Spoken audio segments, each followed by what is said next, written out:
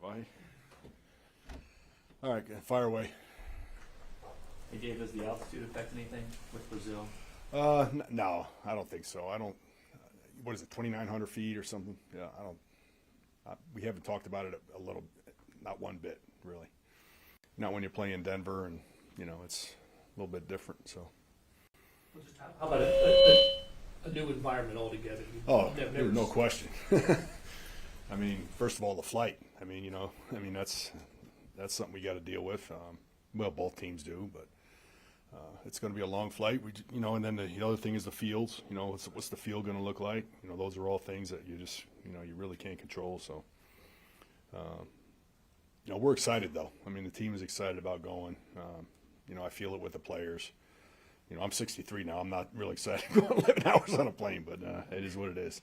So, to play a football game, I mean, this is crazy to me. But you talked about it happened like a week or two ago. But how thrilled were you that Remigio, as an organization, was someone that you guys were going to keep on? Yeah, I mean, you think about Nico. I mean, he's been our starter. I mean, he's for the last 8 games that we've played, he's been our guy. And and I've gotten used to having him back there, and he just keeps getting better. And he really had a great training camp, and he's become a leader for us. As far as his work ethic and everything he's about. And he's a great teammate, and and he's a good guy, really. And I'm happy he's on the team. David, in an instance like this, if you could draw it up, would you prefer to be able to have a practice at the stadium for the day of the game, or? Yeah, just to be able to see the field, or whatever. But we'll do that in pregame, and it's going to be the same for both teams. There's no advantage either way. I just it is what it is. And you can only pick it up by word of mouth at this point. I mean, is there a way you study the conditions actually at this stage, or doesn't make any sense to you? Yeah, no, because they said it's going to be different. They had issues with it last year, and then now it's going to be better. So I mean, we take that for what it's worth, and we'll see. We assume that Nico's going to be back there for kickoffs, but who are the other guys that could potentially be back there? Yeah, you can see Taekwon, you can see Brashard. Those are the guys that you'll see back there. What did you see from Taekwon and? I saw somebody that hits it fast. He's got great speed. He's a willing blocker, so that's important. I talked about that before, how important that off returner is to be able to single block somebody. He's going to have to block somebody. Nico does that as well if he gets the ball, and then Brashard is still working on it and getting better and better each day. He had a good game too, by the way, in that last game, so that was good to see with him. We talked about getting him a lot more touches. We did, and he showed up, so it was good to see. You see in LA's return game. Excuse me? LA's return. Yeah, Darius Davis is very good, excellent, dynamic. Not a real big guy, but man, he is quick and fast and shifty. And you have to be sound. Covering him. You can't overcommit one way or the other. He'll cut it back on you. So we got our hands full with him for sure. And we know those guys. I mean, we play them twice a year. A great coach. Ficken does a great job, and the punter, and the punter and the kicker, Dicker the kicker they're both excellent. And the thing they have a change at the long snapper, but they got looks like they got a veteran, Lovato. So we played against him. He was at the Eagles last year, so we know him. But he's an experienced guy, so they won't miss a beat. They're solid across the board. Last one, anyone? Thanks, After going through the new kickoff rules now with 3 preseason games, are you comfortable with your approach in handling that? Just now that you've gone through it. Yeah, we're not. What you saw is what we're going to do. I mean, we weren't trying to hide anything. We were just trying to practice, and we know that we're going to get more returns. So tried to practice fielding crazy punt kicks, and then as far as kickoffs go, be sound in what we do as far as coverage. And we know there's a lot more plays. I'm excited about it, and I really am. It's going to be good for special teams, and the fans are going to love it. Thanks, Coach. Thanks.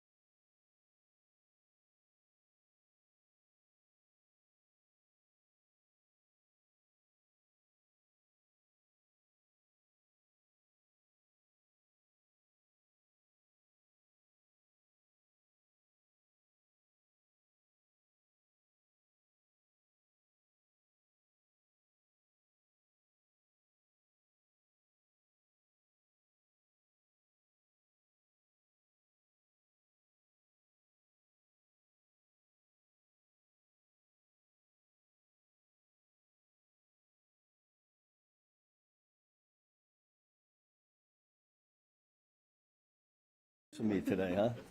Thanks, John. All right, I don't have a lot. Just happy to be getting ready for a quote-unquote real game. So with that, I'll just kind of open it up. What are the challenges when the presumed top target lad it lines up 60% on the slot? Yeah. He's dynamic. I mean, it's going to be hard for one guy to put one guy on him. I think the first slide I put up, that might have been last week. I just put up all 22 have to be aware of where number 15 is.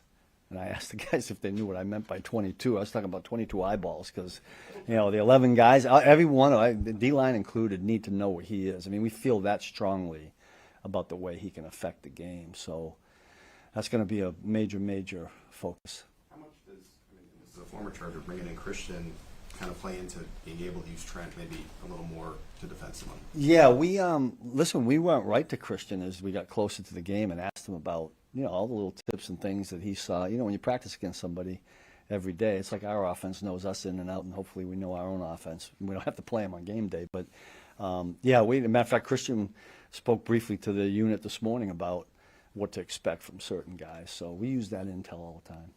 What did you see from him in the Bears? He got a lot of snaps. in the Christian? Bears, but yeah. Yeah, no, him and I laughed because I talked to him the next day. I said, you got to get your sea legs back, using that term, because he found out quick that when you don't go through training camp, and then he was out there for quite a few plays. I thought it was in the 40s or something.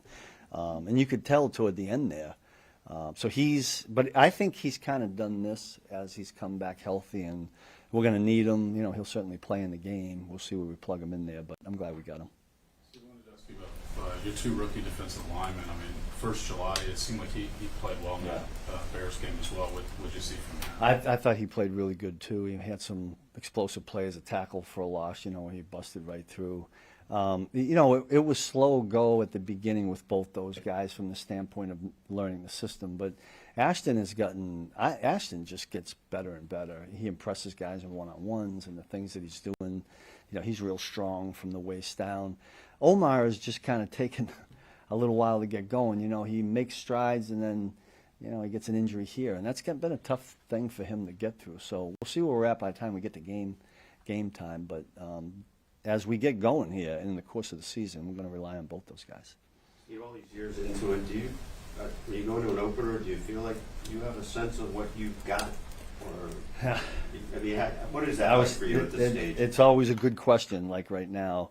I was just doing something with Mitch in there. He asked the same question. I'm a firm believer that you don't fully know what you have, what you're going to be able to do from a defensive scheme standpoint until you're in the first quarter of the season. I think offenses feel the same way. I mean, a lot of times when we are doing an off-season study on a team, sometimes I throw the first 4 games out because everybody's doing that. They're trying to figure out what they have, and the pieces change every year. I mean, there are guys that we had last year that we don't have anymore. We've got some new pieces, so it's going to take a little bit. I do think in these early games the in-game adjustments are really important. And I think the defensive staff we have does as good a job of that as anybody. And then we get in there at halftime and decide to maybe do something different that we hadn't planned on. I think all that's really important. Obviously, you want to be as good as you can, as soon as you can. But Yeah. do you find yourself thinking in the long arc of a season all the time about how each thing you do now affects what you might be able to do in December? Or how do you do that in terms of just building? Yeah, we're building every week. I mean, listen, these early games, especially a divisional game, we're probably not going to hold anything back because we've got to win the division game. So there's not a portion of that we're trying to hide anything. We do a lot of self-scouting. We'll get 6 weeks into it and have 6 games of our defense on film, try to do things differently. There's a lot of that. But right now, it's going in the game and kind of figuring out as quick as you can what they're trying to do to you and trying to combat that. Steve, Last one. Trent talked to us yesterday and said your motto is "Be bold, be great." This season, I know you have a new one every year. Why that one this year? Yeah, I know. I think I told you this before. Kale and I get together, our assistant equipment manager, and we usually try to come up with something. He does the shirts for me, so he gets the good stuff. There was just a part of me during the summer that felt like we needed to play bolder, not cautious, not worrying about making mistakes. And that kind of was the message, That doesn't mean bold is not taking chances and doing risky things. It's just having confidence. And the other thing I did say to him is, you can't go into a game and play bold unless you've prepared. And so that was kind of the backdrop of it. Let's make sure we prepare right so when we go in the game, we can just let it fly.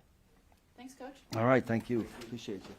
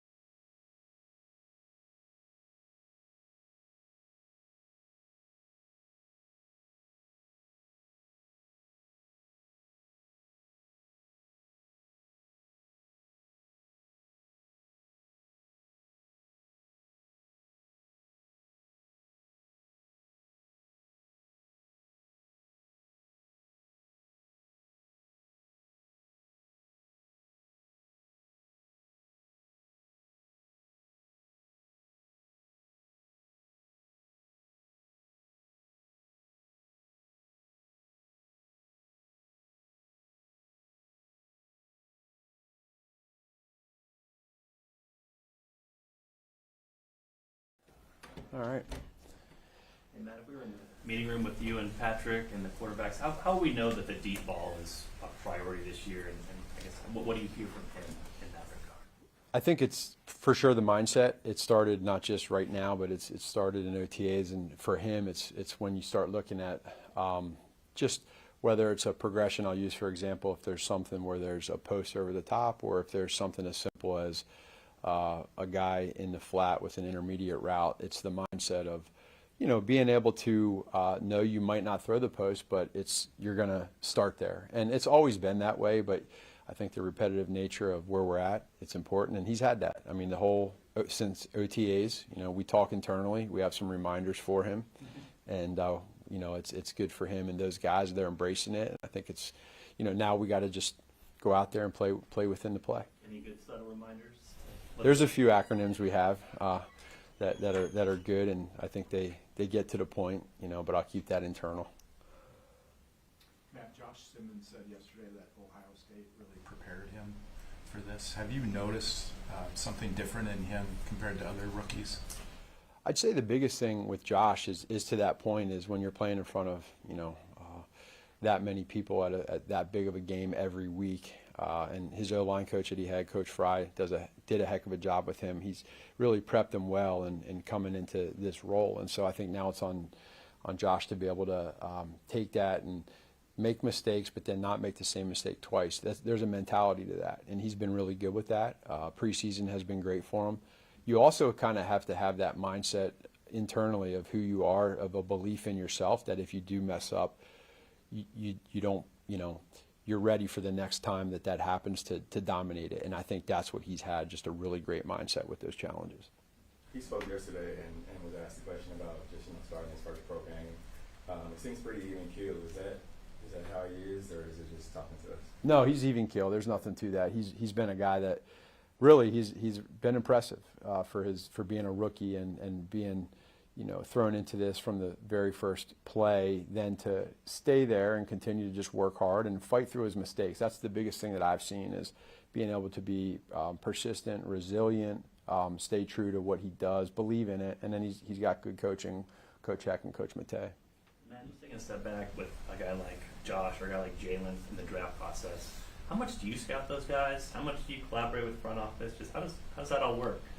It's a good deal with Veach and the scouting department, the personnel. I think they do a really good job of making sure that using our time the right way, because what happens is we get into the off season and we're so locked in as coaches on trying to scheme eval. And when you go late into the season like we have, there's a balance to your work. So what they've done, I think, has been really great, is they go ahead and give us a cloud of guys that they really want to put an emphasis on, and those guys were in that cloud. And so when we watch them as coaches, you get to kind of put your own opinion on those players, and then they can value or devalue what you say or what you think. And that's, you know, they're doing this a lot longer than we are, coming off a season and watching guys. We're given more of a 30,000-foot view. Couple more, we'll start with Vahe Orson. Go ahead. I just wanted to ask you about the environment there. Obviously, you guys went to Germany a couple of years ago. There's a certain energy to these international games with got a couple guys like Josh, like Kingsley playing left guard. How do you prepare them for the fact that this is a primetime game, a different energy in the stadium, and adding to maybe the pressure that they might already feel a little bit? Just prepping them as much as you can on the front end, and then you can't really simulate it. It's every time you go to play a game out of the country, we always talk about there's like this constant buzz that goes on in the stadium where it's really not super loud, but it's not quiet. So I think until you're there and you understand that. So we're going to obviously do what we need to do with snap counts and whether it's cadence or verbal, et cetera. But for those guys, just understand, you know, now, and more than anything for these guys, when you're out there as any type of rookie, it's no longer preseason. This is the real deal. So I think that's probably the biggest thing, and then the atmosphere that goes with it is a part of it. We'll go Vahe and then Nate. Matt, just as Patrick starts this season, you all are obviously, but what do you think of as the single thing or two that has changed most in him since you first knew him when he came in? What is the greatest difference in who he is today?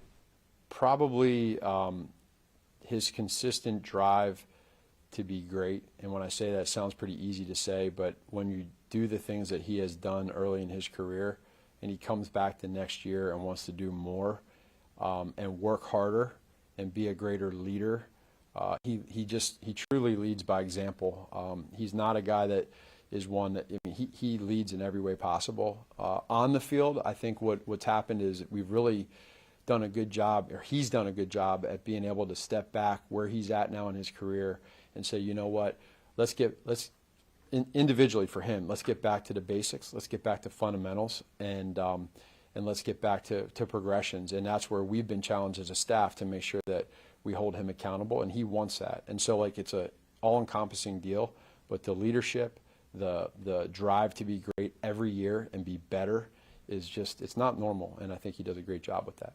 Last one, Nate. I'm not sure if anybody asked you this earlier, but Pacheco had a full off season. He obviously looks at his burst that he had obviously a couple years ago. Just what makes you most eager about seeing him in this new context on Friday? Well, we've always said, Nate, that he's our energy, you know, he's our energy guy. Whatever he does, he brings it every single play. Last year we lost a little bit of that when he got hurt, and then he came back, and I don't know if he was, you know, with his weight and everything, with where exactly he was, but he came into this year in OTAs and then into training camp with a really good weight, playing fast. You see it on tape. I mean, you see him finishing every single play. There's this focus that he has right now. He's locked in. I think he's very, very motivated. He felt what we felt last year, and so he's a leader now. I mean, he's heading into, you know, this is no longer his first or second year. He's become a leader, and we need him. Thanks, Coach. You're welcome. Thank you.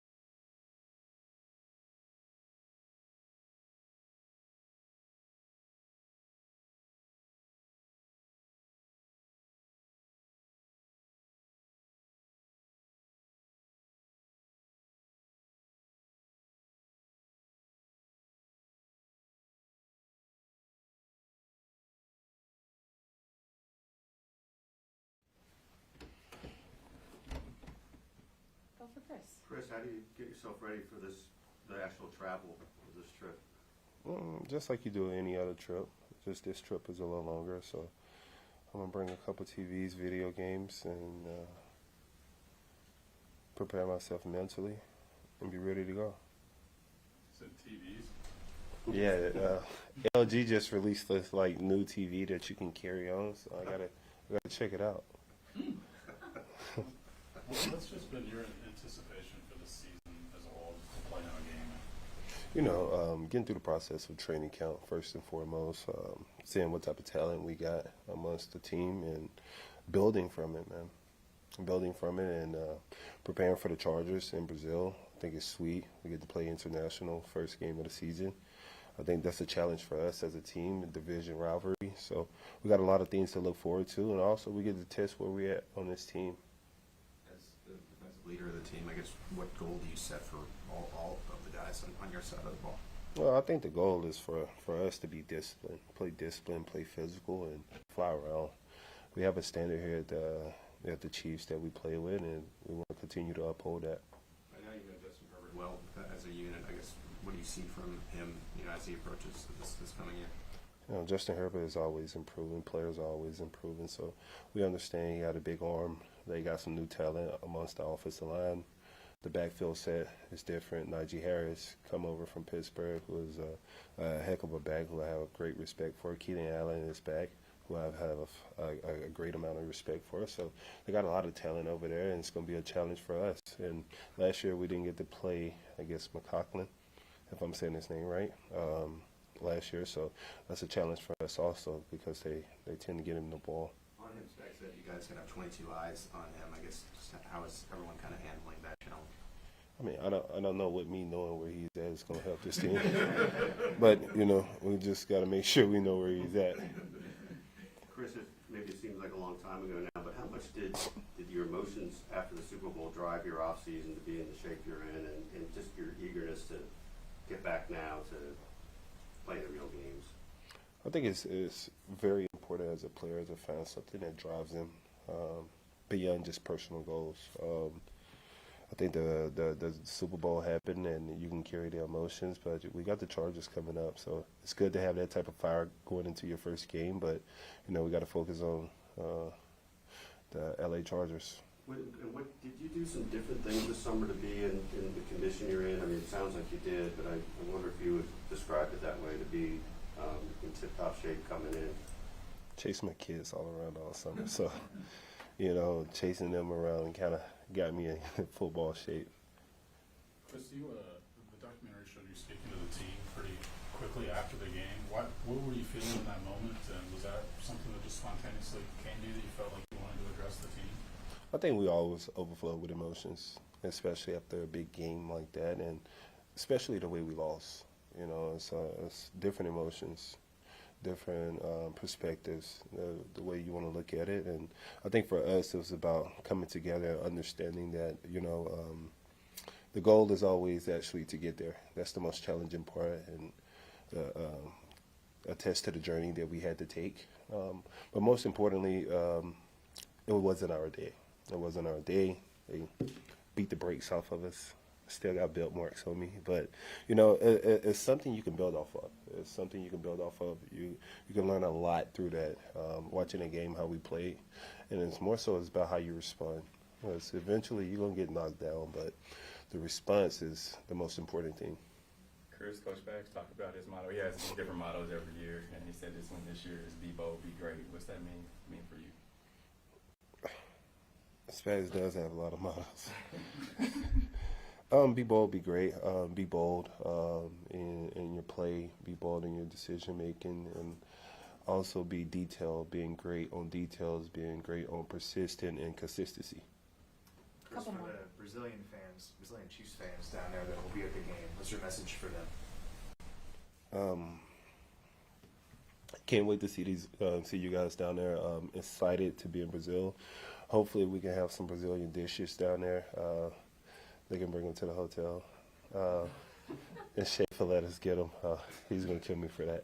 But no, hopefully we're able to eat some good food down there. I'm excited to be down there with you guys and celebrate this and such an opportunity for not only us as players, but as international, as NFL player to be able to go internationally and play in Brazil. I've never been to Brazil, so for me it's a first time experience. I'm excited about it.